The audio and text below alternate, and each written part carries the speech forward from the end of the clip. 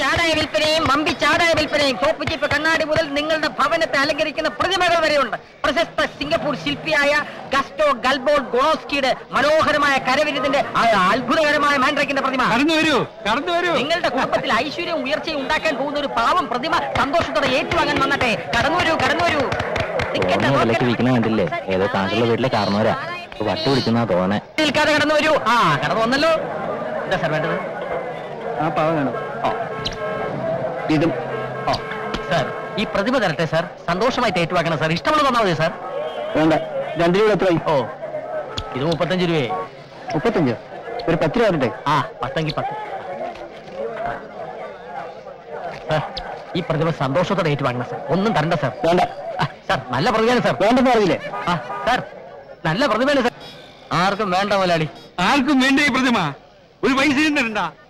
വെറുതെ എടുത്തോളൂ. പൈസ തരണ്ട. ഒന്ന് ഒഴിവാക്കി തരൂ പ്ലീസ്.